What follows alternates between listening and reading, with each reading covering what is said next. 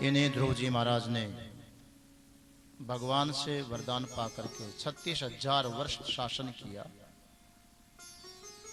और उसके बाद विदेह कैवल्य को प्राप्त करते हुए ध्रुव पद को प्राप्त हुई। अर्थात जो व्यक्ति अपने जीवन में नीति के अनुसार चलता है, ध्रुव ने मां नीति की बात मानी, इसलिए जीते जी 36,000 वर्ष शासन कर रहा। अर्थात अब ये पुराणों की गप्पे मत समझना इसको, ये तो गणित है। कभी कभी बहुत बड़ी बात को छोटे से शब्दों में बोलते हैं और कभी छोटी को बहुत बड़े शब्दों में बोला जाता है। जहां पर उत्कर्ष बताना हो, जहां पर महात्म्य बताना हो, महिमा करनी हो, तो उसका महत्व बढ़ाने के लिए ऐसे शब्दों का प्रयोग होता है। 36,000 वर्ष में भी कोई रहस्य है। तिथि के अनुसार 360 दिन के हिसाब से आप गणित लगाइए, 100 वर्ष में कितने दिन होंगे? 360 दिन प्रति वर्ष, तो 100 से गुना करो, 36,000 नहीं होंगे? और कलयुग में मनुष्य की उम्र कितनी मानी जाती है? 100 वर्ष। ये तो आपकी सरकार की गणित है। कलयुग में शास्त्र की जो गणित है, मनुष्य की उम्र 100 वर्ष मानी जाती है।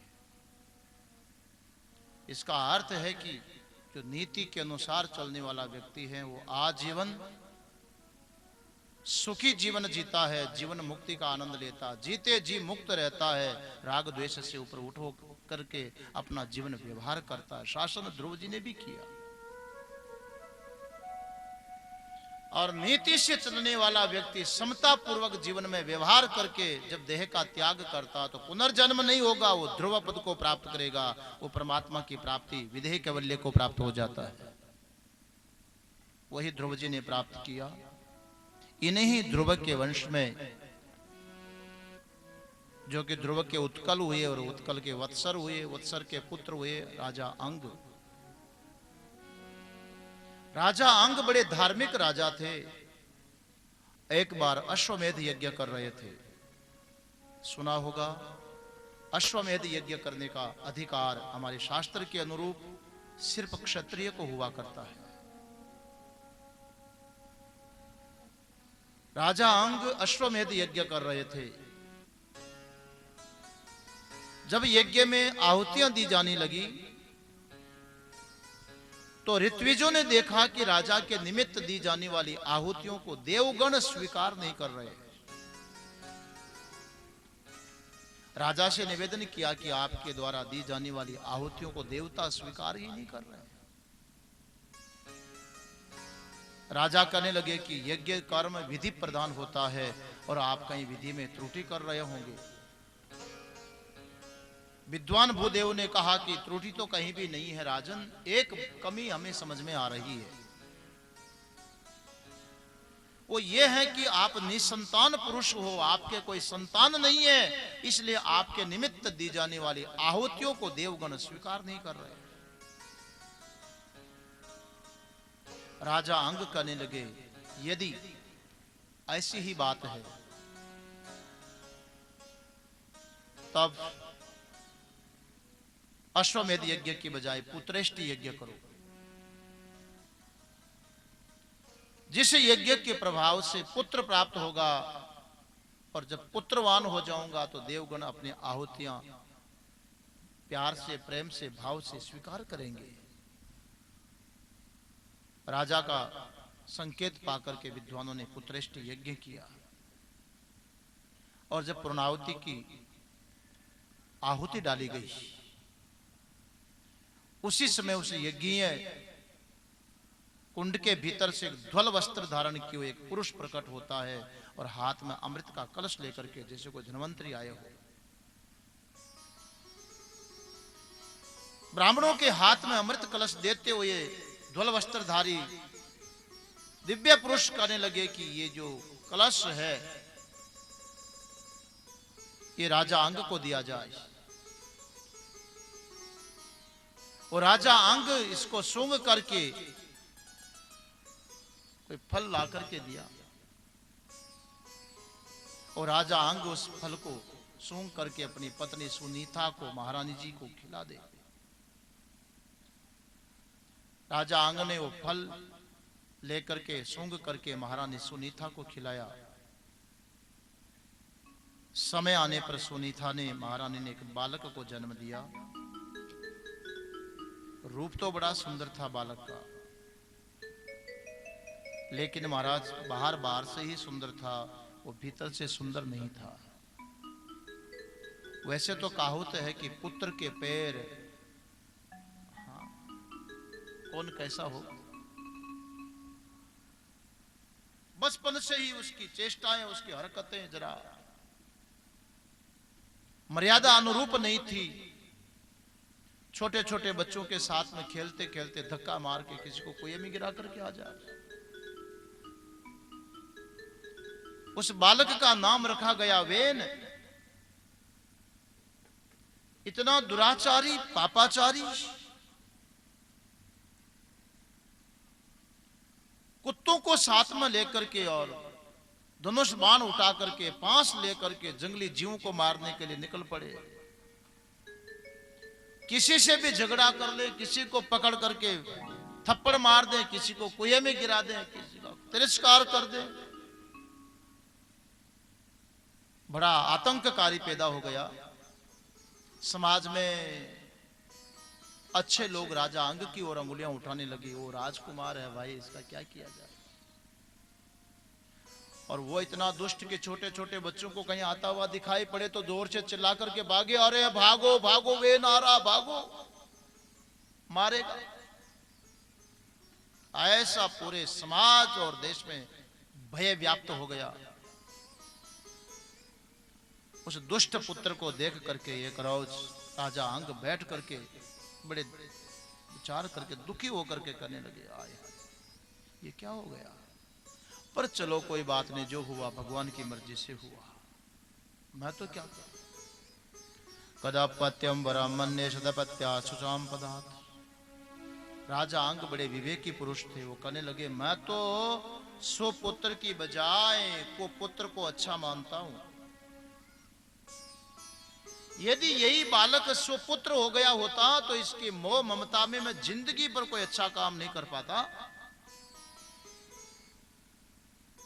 भगवान ने अच्छा किया कि कुपुत्र दे दिया, इसलिए इससे वैराग्य हो जाए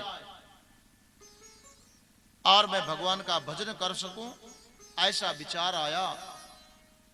और राजा अंग तो जैसे थे वो सबको वैसा ही छोड़ करके निकल पड़ा भजन करने के लिए। मरने दो, दुनिया है, चलती रहेगी, मैंने पैदा नहीं किया इसको। वैराग होता तो महाराज ऐसा ही फिर पीछे नहीं देखना पड़ा। सती होने वाली सोचती क्या बच्चों का क्या होगा। जब वैराग हुआ तो राजा अंग चल पड़े। हाँ, राजा अंग जब सन्यासी हो गए, राजगद्दी सोनी हो गई। मंत्रियों की परिषद बैठी, विचार किया कि अब राजा किसको बनावे। राज शासन चलाने के लिए राजा तो चाहिए, गद्दी खाली तो नहीं होनी चाहिए। महारानी सुनीता से परामर्श किया तो सुनीता कहने लगी राजा तो मेरे पुत्र को बनाओ ना, वेन को। मंत्रियों ने कहा महारानी जी तुम्हारे वेन के कारण तो तुम्हारे पति साधु बन गए, सन्यासी बन गए, सब छोड़ के चले गए, और उसको तुम गद्दी पर बिठा रही हो। महारानी कहने लगी नहीं नहीं, जो अपना स्वभाव अपनी आदत न बदले उसको यही बाबा जी तो बनना पड़ेगा, और क्या है। मेरे बेटे की क्या कमी है, मेरा बच्चा होनहार है, इसका नाम ममता होती है, ध्यान रखना। ममता वही होती है जो पुत्र की कमियों को न देखने देवे। महारानी ने दुराग्रह किया और अपात्र होने पर भी उसको राजगद्दी के ऊपर बिठा दिया। अब आप जानते हो बंदर होता है ना, बंदर कितना चंचल होता है, और उस बंदर को यदि भांग की पकौड़ी खिला दो तो अरे वाह, फिर तो कहना ही क्या। और भांग की पकौड़ी खिला करके फिर कोई तलवार हाथ में आ जाए कोई कसर छोड़ेगा, बस वही हो गया। वेन को तो महाराज राजगद्दी मिल गई। यौवनम धन संपत्ति प्रभुत्वम अविवेकिता एक एक मपे नार्थाय किमप्यचत चतुष्टयम। जवानी, जवानों ध्यान रखना, अनर्थ कर सकती है। धन संपत्ति अनर्थ कर सकती है। स्वतंत्रता भी ज्यादा अच्छी नहीं है, अनर्थ कर सकती है। पर कब? जब तीनों के तीनों ना समझी पर अविवेक पर टिके हुए हो, अविवेकिता। जवानी भी हो, धन संपत्ति भी हो, और ऊपर से किसी का डर भय नहीं, कोई कहने वाला नहीं, परम स्वतंत्र। और चौथा उसमें विवेक न हो, ये चारों इकट्ठे हो जाएं तो पतन नहीं होगा तो और होगा क्या? यानी कि यही स्थिति। राजगद्दी पर बैठते ही महाराज सारे जितने भी सत्कर्म हुआ करते थे, यज्ञ कर्म होते थे, मर्यादाएं थी, सबको प्रतिबंधित कर दिया। सब जगह ढिढोरा पिटवा दिया। मेरे देश में कोई यज्ञ आदि कर्म नहीं करेगा, कोई दान नहीं करेगा, कोई कथा नहीं करेगा, न कथा सुनाएगा, न कोई गौ सेवा करेगा, न तीर्थ यात्रा करेगा। और महाराज ऐसा राक्षस पैदा हो गया। एक दिन ब्राह्मणों का कोई शिष्ट मंडल उस वेन को समझाने के लिए गया कि राजन, आपने जितने भी सत्कर्म है उन पर प्रतिबंध लगा दिया, तो दुनिया के लोगों को सत्कर्म नहीं करने दोगे तो फिर असत कर्म करेंगे, बुराइयां करेंगे। जब दान नहीं करने दोगे तो लूटपाट करेंगे, सेवा नहीं करने दोगे तो मार काट करेंगे। ये तो कुछ ना कुछ तो लोग करेंगे, उल्टा होगा सब। इसलिए आप ऐसा मत करिए। ब्राह्मणों की बात सुन करके वेन कहने लगा, बालिशा बत यूयम। अरे तुम सब के सब मूर्ख हो, मूर्ख। अधर्मे धर्म मानी न, अधर्म में धर्म की भावना करते हो, यही धर्म है। जैसे कोई स्त्री अपने पति को छोड़ करके जार पुरुष को अपना स्वामी मान ले। ये बताओ तुम किस देवता के लिए यज्ञ करते हो, किस भगवान की पूजा करते हो, किसकी सेवा करते हो, किसके लिए त्याग करते हो? कौन है इस संसार में सबसे बड़ा कोई? अरे मूर्खों, विष्णु विरंचो गिरीश इंद्रो वायु यमो रवि पर्जन्यो धनद सोम क्षितिरग्निपपाम अपाम पति एते चान्य च विबुधः प्रभयो वर्षापयो देहे भवन्ति नृपते सर्वदेव मयो नृपः। हाँ, पता है तुम्हें, राजा के शरीर में विष्णु का निवास है, ब्रह्मा का निवास है, शिव का निवास है, इंद्र देवता का निवास है, वायु देवता का निवास, यम का निवास, सूर्य का निवास, पर्जन्य का निवास, कुबेर का निवास, चंद्रमा का निवास, क्षितिपालों का निवास, सारे देवताओं का निवास राजा के शरीर में होता है। इसलिए वरदान और शाप देने में राजा समर्थ होता है। सर्वदेवमयो नृपः, ये सब राजा के शरीर में होते हैं, इसलिए राजा सर्वदेवमय होता है। सब देवता राजा के शरीर में। इसलिए तुम्हें यज्ञ करना है, तुम्हें तप करना है, तुम्हें सेवा करनी है, तुम्हें अनुष्ठान करना, जो भी करना है मुझ राजा के लिए करो। सब देवता मेरे अंदर रहते हैं, मेरे से बड़ा कोई नहीं हो सकता। विद्वान ब्राह्मणों ने सोचा, ये लातों का भूत बातों से मानने वाला नहीं। विचार किया कि इस दुष्ट को तो समाप्त कर देना चाहिए।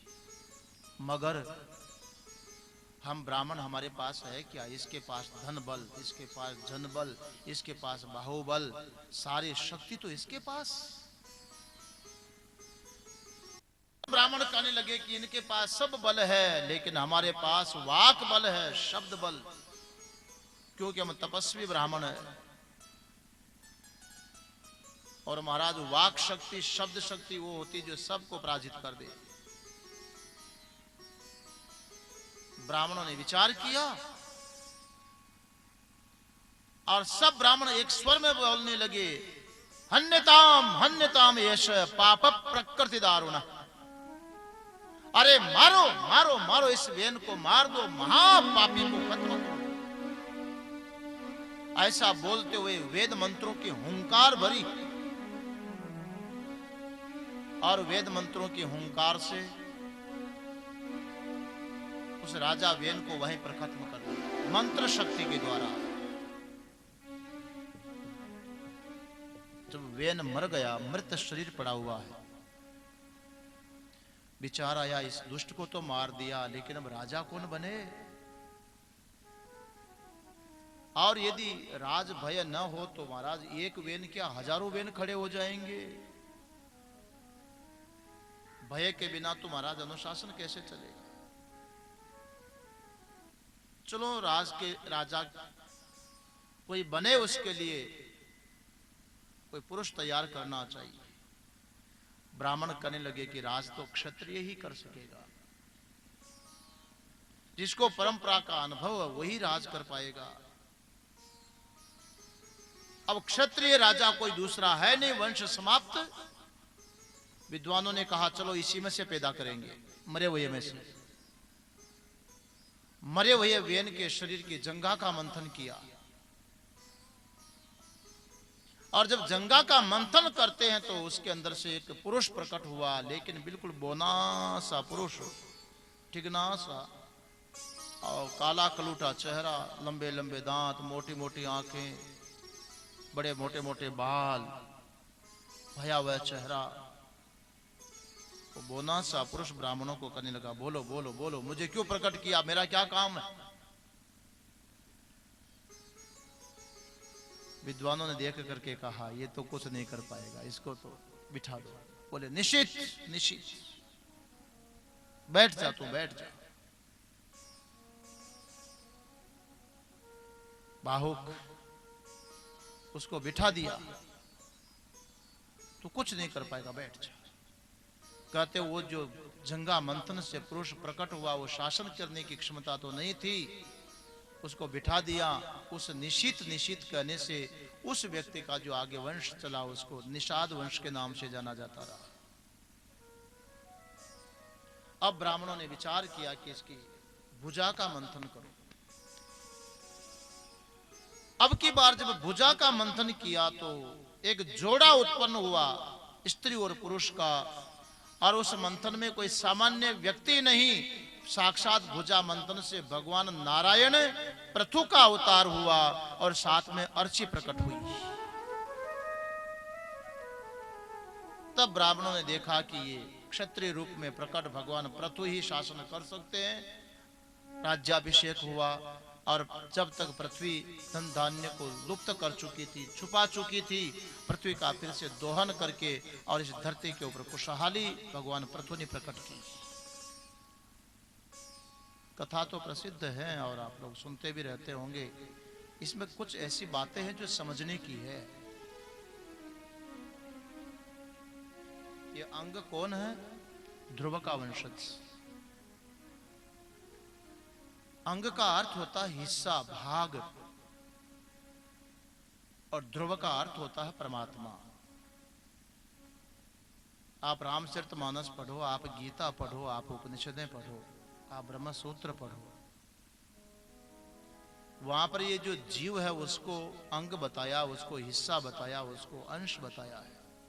गीता में भगवान कहते हैं ममैवांशो जीवलोके, संसार में जो जीव है ये मेरा अंश है। वो भगवान तो ध्रुव है और जीव उस ध्रुव परमात्मा का अंश है।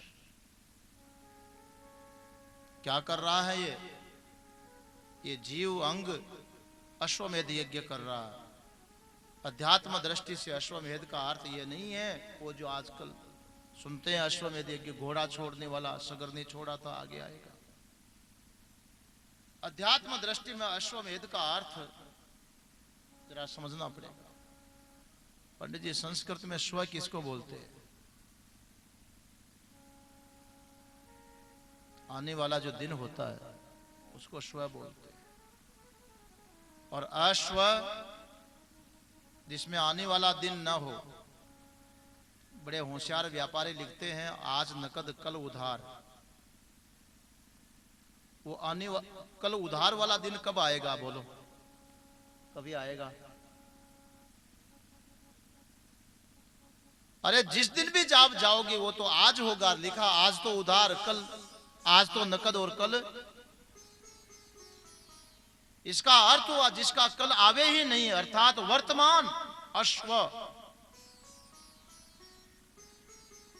और उस अश्व के लिए वो कैसा है? कहा मेद है, वो पवित्र है।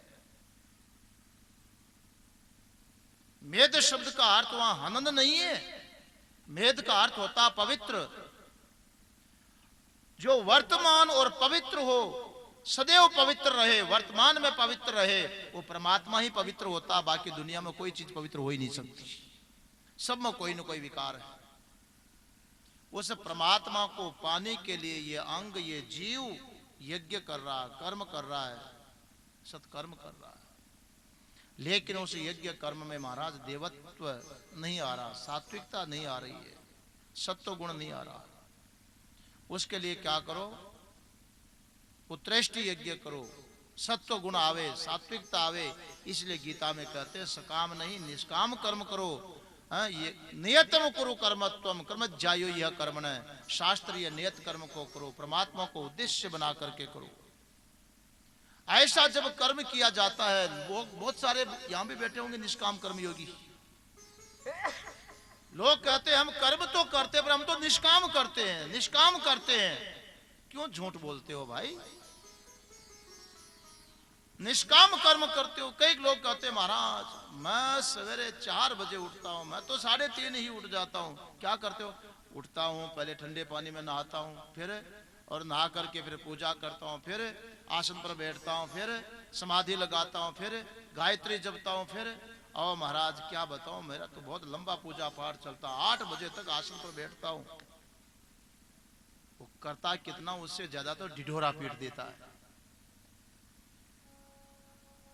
सत्कर्म कर रहा है, अश्वमेध यज्ञ कर रहा है, लेकिन पैदा क्या हो गया? सत्व गुण तो नहीं आया और इस कर्म में अहंकार पैदा हो गया। इसी का नाम वेन है। और जब सत्कर्म में वेन अहंकार पैदा हो जाए, तब महाराज सात्विक वृत्तियां कहती है अरे मारो मारो इस वेन को, इस अहंकार को खत्म करो, यही तो सबसे बड़ा बाधक है, इसको नष्ट करो। लेकिन कैसे मरेगा यह अहंकार? तब मरेगा वैदिक मंत्रों के हुंकार से मरेगा, ये गायत्री मंत्र के अनुष्ठान से मरेगा, पंचाक्षर मंत्र के जाप से मरेगा, ये प्रणव की हुंकार से मरेगा। हरि ही ओम ओम ओम। नाम साधना के बिना अहंकार मिट नहीं सकता। बातें तो हो सकती पर मिटेगा नहीं। चलो अहंकार मिट जाए तो शासन कौन करे? अरे घर में बच्चों को भी डांटना पड़ता है, अहंकार करना पड़ता है, नौकर गलती करे उसको भी फटकारना पड़ता है, अहंकार करना पड़ता है। बिना अहंकार के व्यक्ति का जीवन कैसे चलेगा? तब कहते हैं कि मिथ्या अहंकार को खत्म करो, काम चलाओ। जो अहंकार है लेशा विद्या जनित जिसको बोलते हैं, लोक व्यवहार के लिए उसको जिंदा कर लो। लेकिन क्या करो? जंगा का मंथन मत करना, जंगा से काम का नहीं निकलेगा, तो फिर भुजा मंथन करो। ये जंगा मंथन और भुजा मंथन में थोड़ी बड़ी गहन बात है, 5-7 मिनट बता देता हूं, मजेदार बात है। ये जीवन मुक्त पुरुष का लक्षण है। सज्जनों, जंगा वाले ने शासन क्यों नहीं किया, भुजा वाला ही शासन क्यों करता है? कारण है। पंडित जी मंत्र बोलते हैं पुरुष सूक्त क्या? ब्राह्मणोस्य मुखमासीद बाहु राजन्य कृतः उरो, उरो तदस्य यद व्यस्य पदभ्याम शूद्रो अजायत। मंत्र बोलते हैं। ये हमारे जो मनुष्य समाज को 4 वर्गों में विभाजित किया है। ब्राह्मण, क्षत्रिय और वैश्य और शूद्र, आजकल तो इसको अपराध बोलते हैं और लोग कहते हैं कि इन्होंने तो सत्यानाश किया। अरे ये न होते तो सत्यानाश हो जाता। आज भी जितनी मर्यादाएं हैं चारों वर्णों से चल रही है। बहुत लोग तो कहते हैं ये विद्वान जो लिखने वाले थे, शास्त्र ग्रंथ लिखने वाले, राजाओं को खुश करने के लिए लिख दिए, अपना सर्वोपरि स्थान रख दिया, राजाओं को खुश कर दिया और बाकी को गिराते रहे। ये सारा भेदभाव लिखने वाले ब्राह्मणों ने किया। महाराज ऐसा नहीं है। आप भगवत गीता पढ़ते हो तो वहां आएगा, चातुर्वर्ण्यम मया सृष्टम गुण कर्म विभागश। गुण और कर्मों के विभाग से चारों वर्ण भगवान कहते मैंने बनाए। लेकिन ध्यान देना, गुण कर्म विभाग से, ये वही बात यहां पर बता रहे हैं। ब्राह्मण किसको कहा गया? गुण तो तीन ही है और गुणों से ही कर्म होते, सत्व गुण, रजोगुण और तमोगुण। और तीनों गुणों से चार वर्ण बने। देखो, विराट के मुख से, सिर भाग से ब्राह्मण का मतलब क्या है? जो विचार शक्ति है ना, चिंतन शक्ति, वो कहां रहती है आपके शरीर में? किसी को कोई बात समझाओ और समझ में ना आए तो क्या कहोगे? तेरी खोपड़ी में क्या पड़ा है? इसका मतलब जो समझने की जो शक्ति है, कैचिंग पावर है, विचार शक्ति है, ज्ञान है, वो कहां रहता है? ये सारे जितने भी विज्ञान है, जितना भी शोध है, जितने भी शास्त्र है, ये दिमाग वालों ने लिखा है कि बुद्धिमानों ने, कि बुद्धों ने लिखा है? इसलिए मस्तिष्क जो है ना, जहां सत्व गुण की प्रधानता होती है और रजोगुण जहां पर गौण होता है, पहले दिमाग में बात आएगी, फिर उसको कलम से लिखोगे। ब्राह्मण उसी का नाम है जिसमें सत्व गुण की प्रधानता हो और रजोगुण की गौणता हो। सत्व गुण ज्ञान वृद्धि करता है, गीता में लिखा सत्वात् संजायते ज्ञानम। और रजा कर्मणि, रजोगुण कर्म में लगाता है, सत्वगुण ज्ञान में लगाता है और तमोगुण आलस्य में, प्रमाद में, नींद में लगाता है। अब आप देखिए, ब्राह्मण उसका जिसमें सत्वगुण प्रधान हो, रजोगुण जिसमें गौण हो वो ब्राह्मण, और जिसमें रजोगुण प्रवृत्ति प्रधान हो लेकिन ज्ञान जिसमें गौण हो, सेकंड नंबर। गौण का मतलब सेकंड नंबर पर। स्पष्ट जिसमें प्रवृत्ति है और ज्ञान जिसमें गौण है, उसको बताया क्षत्रिय।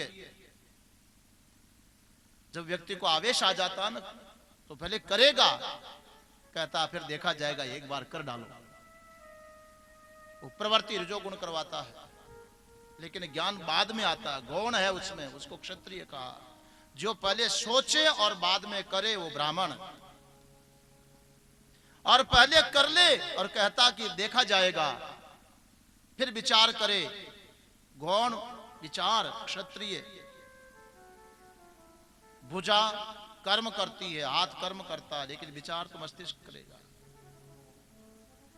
पेट में घुटनों से लेकर के और सीने से मध्य का जो उरु प्रदेश है, उसको बताया गया है वहां पर वैश्य। वैश्य में भी रजोगुण की प्रधानता है, लेकिन गुण है तमोगुण। प्रवृत्ति तो वैश्य में भी होती है। आप देख लो हमारा पेट क्या करता है, पहले स्टोर करेगा, है? दाल भी, सब्जी भी, रोटी भी, पूड़ी भी, मिठाई भी, नमकीन भी, पापड़ भी, भुजिया भी, सब का स्टोर करेगा। जनरल स्टोर है कि नहीं बोलो? पेट।